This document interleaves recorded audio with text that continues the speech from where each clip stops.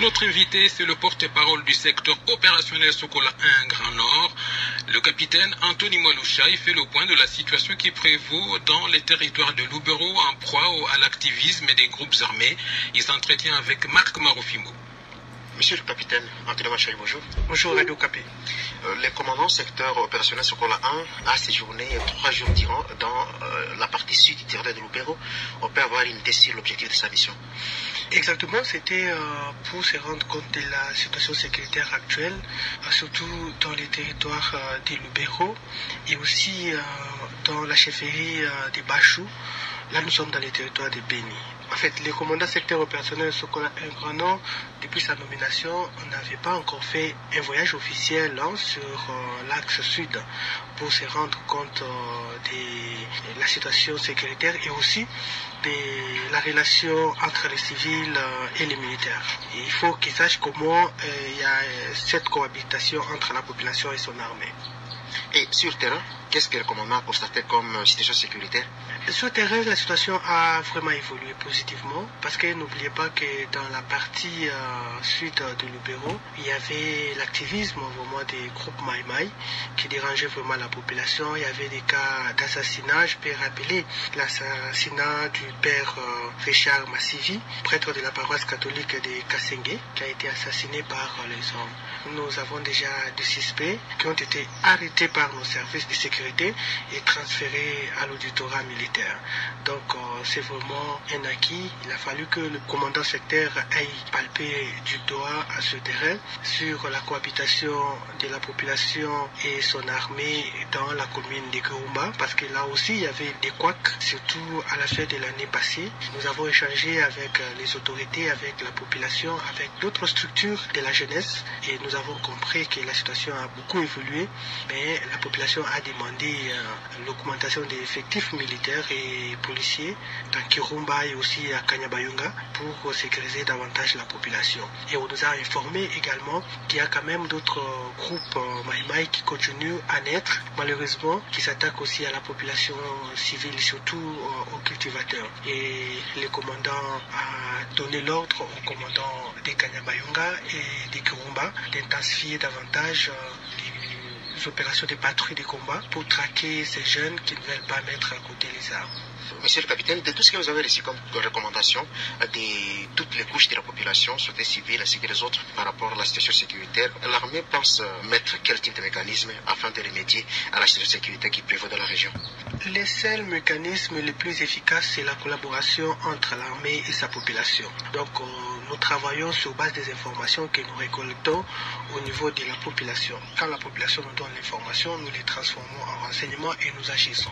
C'est ce qui a permis même aux militaires qui sont dans la chefferie de Bachou à mettre la main sur un réseau de malfaiteurs qui avait, n'est-ce pas, mis fin à la vie d'un chef coutumier.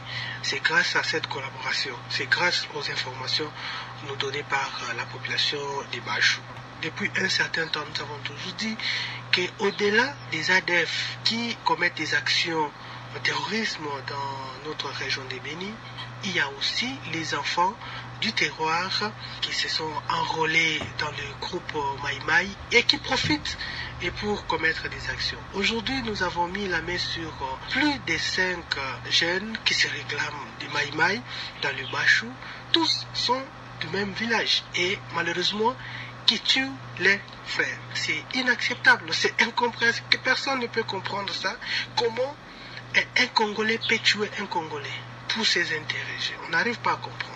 Le seul message que je peux lancer aux jeunes qui n'arrivent toujours pas à comprendre, c'est que la vie humaine est sacrée. Même leur vie est sacrée. Donc ils doivent comprendre et quitter vite la brousse et regagner les milieux pour le développement de leur région. Nous sommes obligés de travailler ensemble et travailler ensemble, ce n'est pas aller rester en brousse. Nous devons travailler pour le développement de nos milieux. Si nous avons besoin de manipuler les armes, l'armée est là. Il suffit de s'enrôler officiellement et aller servir les pays sous drapeau national. capitaine Anthony Malouchaï. Merci. C'est moi qui vous remercie. Commission d'enquête autour de dossiers miniers trouve des solutions. En tout cas, la pétition n'aura pas ce sens et nous pouvons donc abandonner. Mais il faut qu'on voit l'impact au niveau de la vie de la population parce que chaque jour qui passe, il y a des gens qui meurent à l'Est. Chaque jour, il y a la population congolaise qui s'appauvrit de plus en plus. Nous perdons nos ressources naturelles parce qu'il y a l'exploitation anarchique. Et donc, nous devons être une assemblée nationale au sens de ces mots-là et qui sert complètement la population congolaise. Alors on vous accuse, vous députés de l'ensemble, d'être des opposants au sein de l'Union sacrée de la nation. Vous avez une position ambiguë, on ne sait plus très bien vous situer actuellement. Comment vous répondez à toutes ces personnes qui disent que vous faites opposition au sein de l'Union sacrée? Si vous n'êtes pas content avec la manière dont les choses se passent, pourquoi ne pas quitter carrément Le problème, ce n'est pas cette plateforme? Le problème, ce n'est pas quitter. C'est comme dans un foyer où vous vous êtes engagé dans un mariage. Ça ne veut pas dire que ça ne marche pas auprès de l'un des couples qu'il faut carrément passer par les divorces. Non, il y a toujours moyen de faire bien les choses. Et nous sommes là à l'Union sacrée, mais nous ne tolérons pas qu'on aille à la contre de ce qui est de l'intérêt du peuple. Et c'est comme ça que nous, on est des légalistes. Nous cherchons toujours à respecter la loi et parfois quand nous respectons, ça fait mal aux gens. Nous avons dit par exemple que la commission paritaire et a conduit au bureau de la CENI n'était pas composée, n'était pas avec les opposants parce qu'il fallait qu'il y ait l'opposition et la majorité. Mais on est allé avec une commission qui était dans le sens unique avec la majorité. Et si nous dénonçons ça, est-ce qu'il faut que ça pose un problème? En fait, nous sommes des légalistes et c'est pour cela qu'on ne nous aime pas. Mais nous devons rester aux côtés de la population. Est-ce que vous regrettez aujourd'hui le départ de Mme Janine Mabunda? Non, ici nous sommes dans un autre chapitre franchement parce que il faut voir Mabunda appartenait à un système. Le système c'est le FCC Cash. Et ce système FCC Cash a été cassé au détriment de l'Union sacrée. Je pense qu'il faut qu'on avance en voyant autrement les choses. Évidemment, nous sommes dans un système politique, la démocratie, où il y aura beaucoup de tentatives. Il peut y avoir des réussites comme de l'échec, mais il faut que les gens comprennent que dans les enjeux démocratiques, il y a toujours ces combats de conviction pour pouvoir convaincre l'autre à aller de l'avant. Donc, avec Mbosso, nous sommes en train de travailler et si nous pensons qu'il n'est pas capable de pouvoir nous mener là où nous voulons, alors on trouve d'autres solutions pour qu'on trouve quelqu'un qui peut nous conduire. C'est ça les jeux démocratiques. Mais le règlement intérieur de l'Assemblée nationale nous donne cette possibilité au cas où le président n'est plus à mesure de pouvoir diriger l'Assemblée nationale comme il faut, de pouvoir les déchoir et mettre quelqu'un d'autre. Sinon alors, on serait face à une situation comme la Constitution où nous sommes élus pour 5 ans et là on ne peut pas nous interrompre. Mais à l'Assemblée nationale c'est différent, on vous donne un pouvoir et la direction de l'Assemblée nationale et si vous ne travaillez pas comme il faut, le même règlement intérieur qui a été voté par les membres de l'Assemblée nationale peut s'appliquer pour démettre ces présidents qui ne travaillent pas bien. Sinon, on n'aurait pas mis ces dispositions dans les règlements intérieurs. Donc ça veut dire que je suis dans ma légalité de pouvoir initier cette pétition, même s'il y a des gens qui voient comme si c'était un acharnement, une attaque, mais c'est une disposition légale conforme à l'article 138 de la Constitution où nous pouvons travailler, contrôler et exécuter. Donc nous avons ces mandats élus légitimes du peuple suivant l'article 101 de la Constitution, alinéa 4, alinéa 5. Donc nous sommes dans notre obligation de pouvoir travailler comme député national. Alors la pétition c'est contre le président seul, Mbosso, et non contre le bureau. Non, bon, je veux dire que la pétition c'est contre les présidents de l'Assemblée nationale et pas contre les membres du bureau.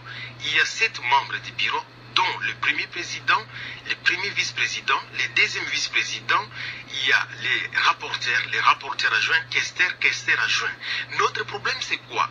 C'est la gestion chaotique au niveau politique. Donc ça veut dire que, et administratif bien sûr, ça veut dire que les recommandations, les résolutions de l'Assemblée nationale, d'abord les débats sont mal gérés, mais surtout ces résolutions, ces recommandations ne sont pas appliquées au niveau du gouvernement.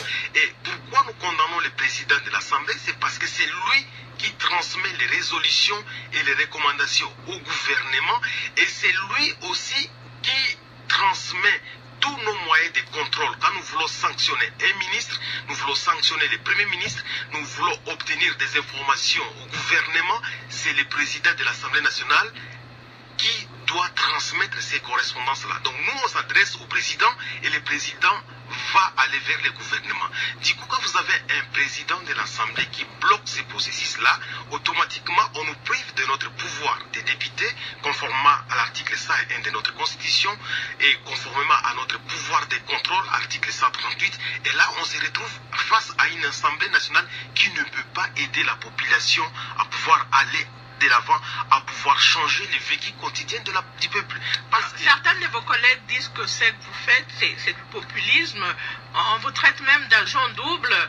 Vous travaillez pour Katumbi et vous êtes même en contact avec les membres du PPRD. Il semble que ce sont ces derniers qui vous ont poussé à initier cette pétition.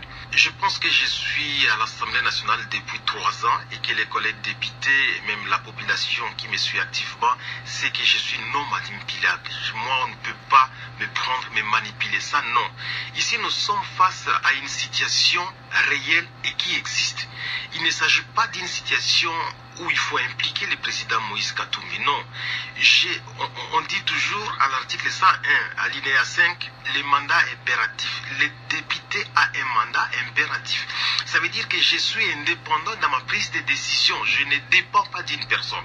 Donc, si je prends aujourd'hui cette initiative, c'est parce que je vois qu'il y a un danger. Je voudrais rappeler à tous ceux qui nous suivent à ce moment que si le pays n'avance pas aujourd'hui, si aujourd'hui la RDC n'évolue pas, c'est parce que nous avons une Assemblée nationale qui ne travaille pas comme il faut. Parce que nous sommes face à un système où l'Assemblée nationale donne le pouvoir au gouvernement et c'est cette même Assemblée nationale qui contrôle et gère au quotidien le gouvernement. Donc, vous voyez, le gouvernement est répondant devant l'Assemblée nationale. Et donc, comme le gouvernement émane aussi de l'Assemblée nationale, le programme est adopté, voté par l'Assemblée nationale. En fait, le bilan de la mauvaise gestion, si jamais il y a, c'est l'Assemblée nationale qui doit compatir. Donc, il faut qu'on voit les choses comme telles. Le problème, c'est la responsabilité de l'Assemblée nationale face à un gouvernement qui doit travailler pour l'intérêt de la population. Donc, il ne s'agit pas de la manipulation. Donc, si aujourd'hui, les pays n'avancent pas, c'est parce que nous avons des élus qui ne voudraient pas que le pays aille de l'avant. Il y a des élus qui ne sont pas conscients de leur pouvoir. Et donc, c'est nous qui avons le pouvoir de démettre le Premier ministre. C'est nous qui avons le pouvoir chaque fois de surveiller l'économie de la RDC. Chaque 3 mois, l'Assemblée nationale doit aller vers le gouvernement, doit contrôler tout ce qui est finance du gouvernement. Donc, si cela ne se fait pas, c'est la faute à l'Assemblée nationale.